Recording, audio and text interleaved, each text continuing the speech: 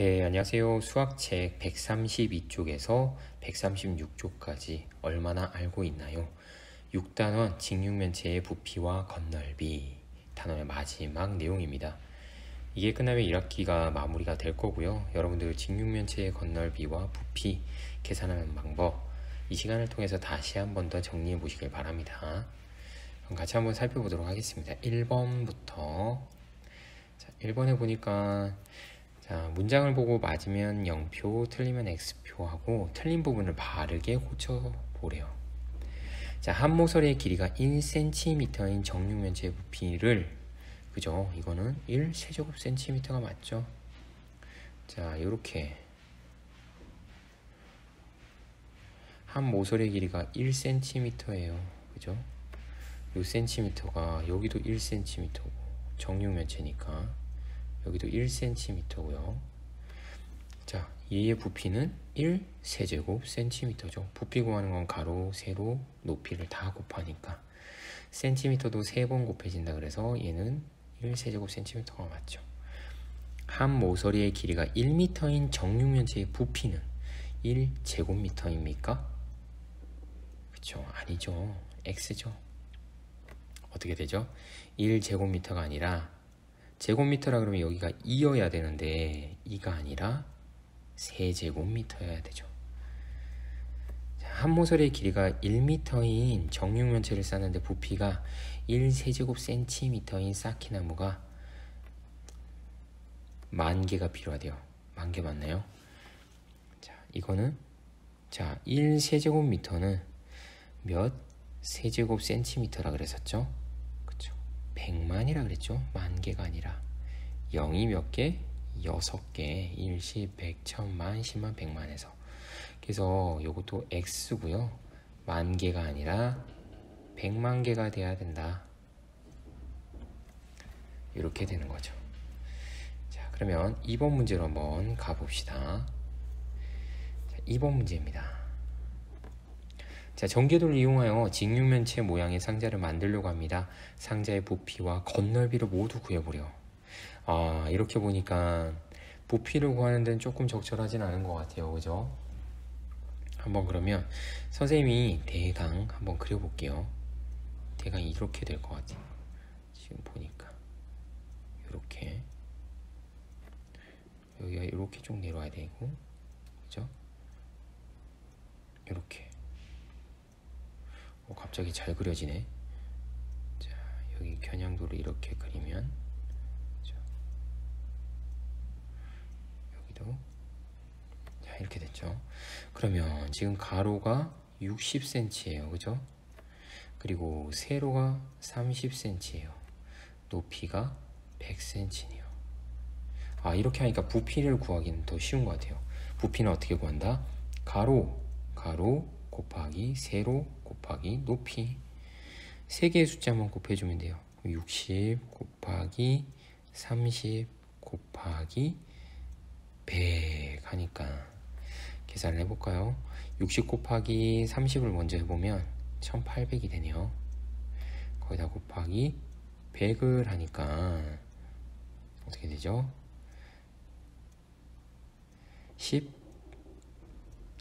18만 세제곱cm가 되더라 이렇게 되죠. 그리고 얘는 세제곱미터로 바꾸면 하나, 둘, 셋, 넷, 다섯, 여섯 100만 분의 1을 해줘야 되기 때문에 0.18 세제곱미터라고도 나타낼 수 있습니다. 그럼 이번엔 건널비를 구해달래요. 건널비. 건널비는 요 기역의 넓이와 니은의 넓이는 같기 때문에 먼저 60 곱하기 30 여기다가 또 곱하기 1을 해줘요. 그쵸? 기역, 니은 똑같은 넓이가 2개 있으니까 그 다음에 더하기. 선생님은 이 방법을 또 써볼게요. 30 여기는 60이네요. 그쵸?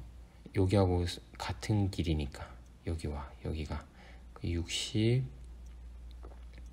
여기는 30 여기는 60 여기는 30 하니까 여기에 총 길이가 어떻게 되더라? 90, 90이니까 180이 되네요. 그죠? 이렇게. 아, 그러면 180 곱하기 100, 이게 건널비구나. 그러면 63, 18에서 1800 곱하기 2 더하기 180 곱하기 100 하니까 18,000이 되네요. 그러면 여기 곱하기 2가 있으니까 1800에다가 곱하기 2 하니까 3600 더하기 18,000. 여기다가 지금 모자라니까 선생님이 요걸 이 부분을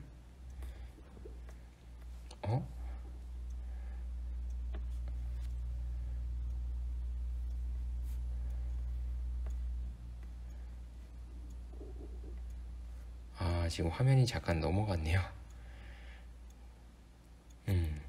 자, 잠깐 넘어갔는데, 자, 부피는 아까 60 곱하기 30 곱하기 100 해서 1800 곱하기 100 해서 얼마였죠? 18만 이렇게 됐었어요. 그죠? 18만 세제곱센티미터. 그리고 얘는 100만 분의 1로 하면 0.18 세제곱미터라고 되어 있습니다. 그 다음에 이제 상자의 건널비를 구하고 있어요. 그죠? 여기서부터 해볼게요. 아까 하다 보니까 조금 적어서 선생님이 이거 지워졌는데 다시 한번 정리한다 생각하고, 기역의 넓이와 니은의 넓이는 같기 때문에 기역의 넓이는 60 곱하기 30에다가 곱하기 2를 해줘요. 똑같은 넓이가 두 개 있으니까. 그리고 옆면은 선생님은 통째로 구할 거예요. 자꾸 여기를 헷갈려 하네요. 선생님이 60, 30, 60, 30 이렇게 되니까, 그죠? 여기 총 길이가 180이더라. 그 옆면의 넓이 더해줘야 되니까 100 곱하기 180이더라. 그럼 는 하면 곱하면 1800 곱하기 2 더하기 18,000. 그죠? 그럼 여기서 3600 더하기 18,000 하니까 건널비는 얼마가 되더라? 2만